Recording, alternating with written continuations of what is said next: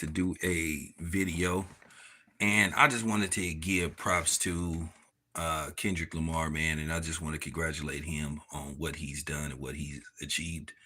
Where Kendrick Lamar right now is on top of the world. Kendrick Lamar is the hottest rapper right now. It's not even up for debate, and based off the fact that, you know, based off the fact that he just had a pop up concert and it went down Juneteenth, even though you got people sitting up here trying to um, align themselves and attach themselves and trying to attack Kendrick Lamar for celebrating Juneteenth, celebrating blackness, celebrating black pride, which is something that people love to do. They always try to shame black people for doing something that celebrates black people and blackness. And I ain't even gonna say what group of people they are, but you should already know who it is.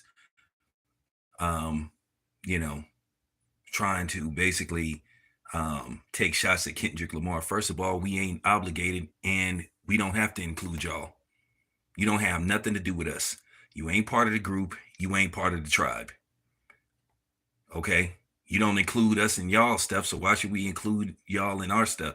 That's the thing. Everybody think black people is, supposed to be community property. Our creation, our contribution, everybody tries to align themselves and attach themselves to us and refuse to give us sole credit. They'll try to say, well, we play. I'm going to say this once again, and this is just real talk. Hip hop music got created by black Americans, not Caribbean, whatever you want to call it. And the damn show didn't get created by no damn Latinos, or as I say, Latinos. Okay, so just stop the cap. But anyway, Kendrick is the dude right now. He doing his thing. I'm proud of him. He had a video shoot for the Not Like Us. It was either shot yesterday or it's being shot today, so a video is coming out. This is why I say it's a no-brainer that Kendrick Lamar should perform August the 3rd at Terrence Crawford's fight. I hope that the people, if they got a brain, they capitalize on the popularity of Kendrick Lamar. That'll even make that event even more lit. Nobody care about no damn Eminem. That song, that garbage ass song Eminem put out, Houdini, came and went. It was garbage. It was trash. Nobody even thinking about it. You know, Drake somewhere, and Kendrick Lamar, he bodied Drake. That's why Drake was doing videos sitting all alone in his hallway, taking pictures, taking selfies, because you lost. You are afterthought now. And first of all, I never cared for Drake that much anyway to begin with. I never was much of a Drake guy. I just never cared for the dude. I thought Drake was corny. And he was the prime example where hip hop started to go wrong, where you actually had people trying to co-sign saying that he was one of the greatest at the time that ever did it. Drake, listen, I don't even have Drake in my top 75 rappers that ever lived. He made a lot of money. He gained mass amount of popularity due to the internet age, because when Drake came out, this is where the internet was more and more inevitable, starting to become part of everyday life. He just came at the right time. If Drake had came out 20 years prior, he would have been an afterthought. He wouldn't have even had lasted maybe 3 years. So, due to the fact that the internet, you had people that was allowed, you started to see the emergence of YouTube. So you basically had people that was allowed to put out propaganda. And there's been a lot of artificial facts pertaining to Drake and hip hop as a whole. I'm going to say this again. Hip hop was created by FDAs.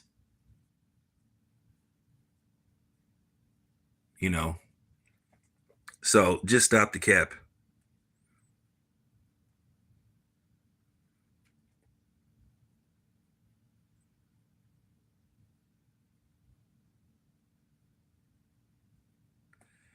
Well, okay, listen.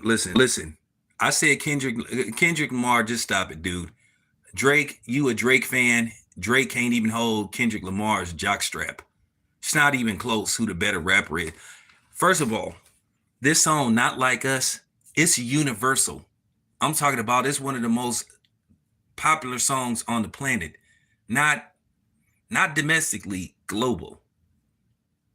Everybody is talking about this song. Kendrick Lamar was able to reach all communities. He was able to reach corporate America and the streets. So that speaks volumes. And that's just real talk. He won the war, just accept it. Okay? So I know you a secret Drake fan, but just stop the cap.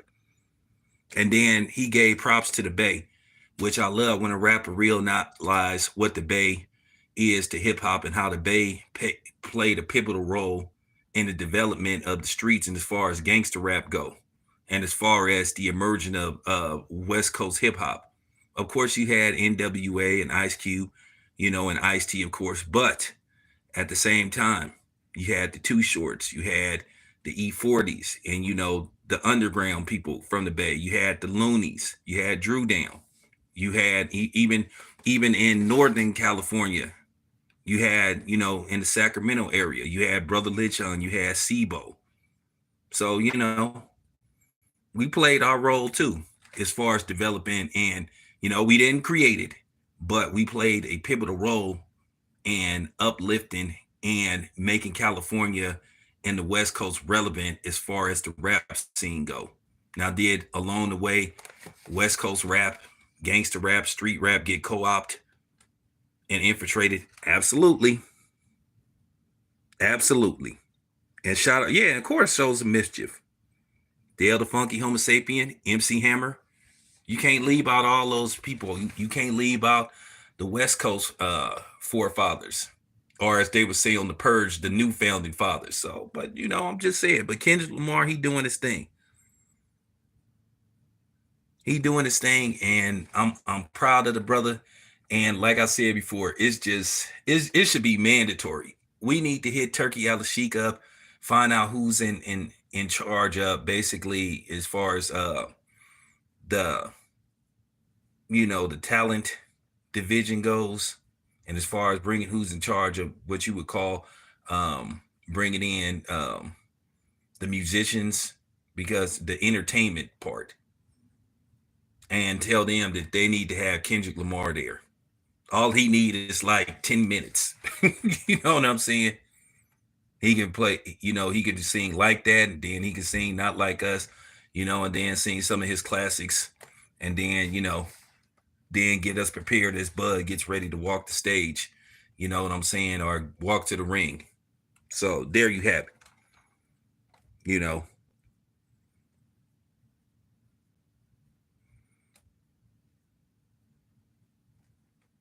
now the Bay Area is very synonymous with slang. A lot of slang that you hear in records came from the Bay Area. Real talk. I can make a whole documentary on the Bay Area and what we contribute to hip hop.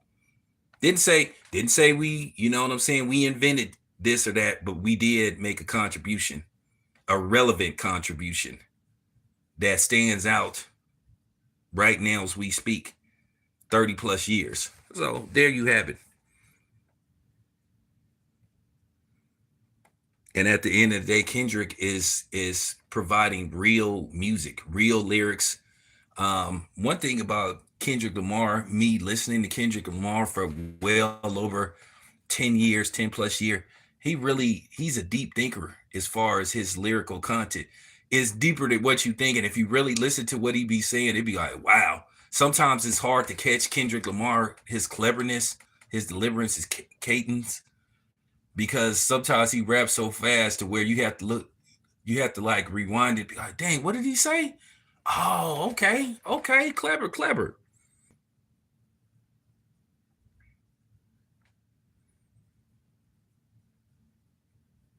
So I can't wait till that Not Like Us video come out.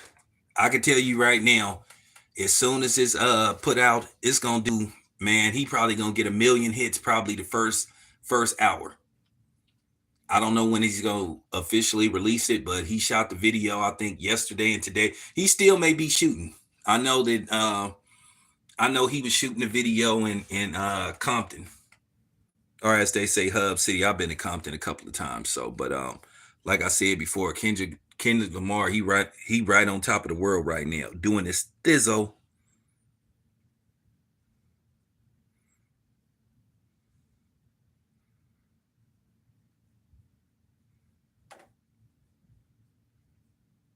Man, first of all, Eric, I'm gonna say this. I don't even want to get in that type of shine. It is what it is. Fuck them. They can take it however they want. Nobody don't owe them nothing, because do they include us? Do they go out of their way to include us in anything? No. They can have their holidays and their weekends where they celebrate their heritage, their lineage. But then everybody, like I say, think black people supposed to provide the hamburger helper hand and send a shout out to them. We don't owe them nothing. We are not obligated to acknowledge them or give them any type of props whatsoever. And if somebody hears this and they offended by what I just said and they happen to be, well, oh well, too bad. I'll stand on it. Because I'm getting tired of people trying to harass and bully us and sit up here, come with this fake ideology and act like we just supposed to just always be submissive and you know what I'm saying, bend over backwards and extend the olive branch to everybody. I ain't extending no olive branches to nobody. You know why? Because I got the buzz saw and I'm cutting down the fucking tree. At the end of the day, it's time for black people to be gatekeepers and guardians. And that's just real talk. Protect our history and our lineage at all cost. And that's real talk. We don't owe them shit. We don't have to explain ourselves to them. And we are not obligated to acknowledge them. Do they go out of their way to acknowledge us? Absolutely not. You don't hear them when they talk about issues that's going on with their community, including us. It be clowns, you know what I'm saying? It be a lot of these fake politicians and these panderers and these simps, these Aunt Sallys, these bed wenches, these mammies, these, Auntie Ruckus, Uncle Ruckus, Sambo niggas.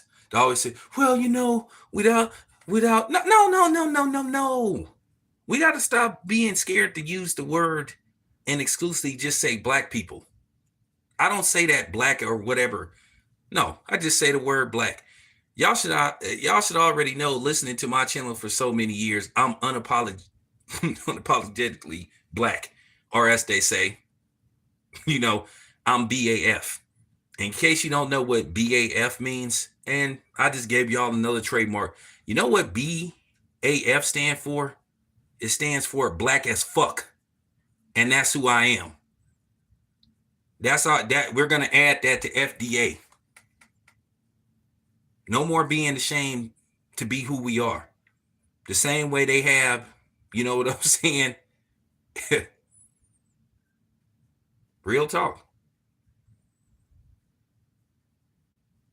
It's as much as and as well as I like, FBA, now we gotta be, you know what I'm saying, BAF. Whether I'm FBA, or I can tell you this much, I'm definitely BAF. Black as fuck. Real talk.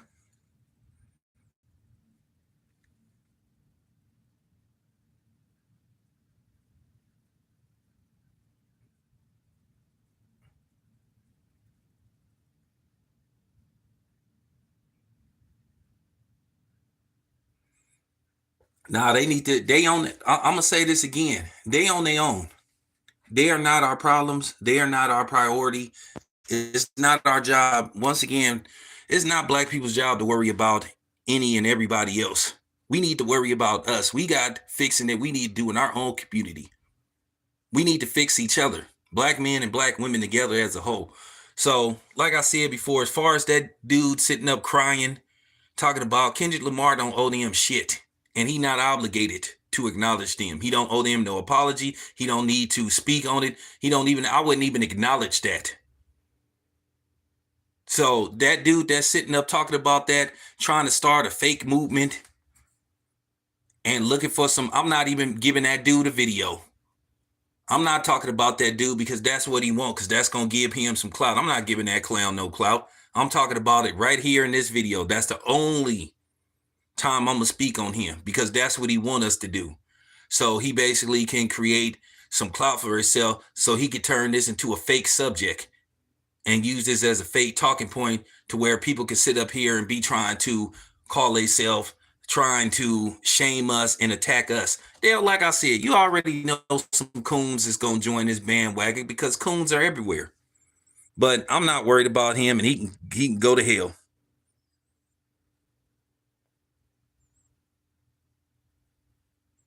So I'm gonna say this once again. I'm BAF. And so, you know, anyway, once again, man, salute to Kendrick Lamar. Um, it was great to see what he did. You know, once again, igniting the Bloods and the Crips, igniting Black unity, igniting us as a whole. And people don't like to see that. He don't like it. You know what it was, that dude, he just don't like to see it, because a lot of times when they see Black people as a whole working together, that's a threat. They know what we capable of, and they know what we can do. I've said this before. We've never needed outside people to function. If you stood out of our way and gave it to us, we can make it happen. James Brown said it himself. I don't need nobody to give me nothing. Open up the door, I get it myself. But a lot of times you crack the door. You leave the door cracked open to where maybe a couple of us can squeeze through. You know, you'll let a couple of us in to make it look like things have changed and things have gotten better. But what you really do, you let a couple of us in, and then you shut the door and lock it. And then you brainwash them people to believing that nothing's being done to us, and you prop them up and use them as an example. And then you make the other people that's been intentionally left behind looking like they're just complaining when actually they got a legitimate gripe. So there you have it. But anyway, appreciate you guys. It's your boy Town. I'm out. You got something to say?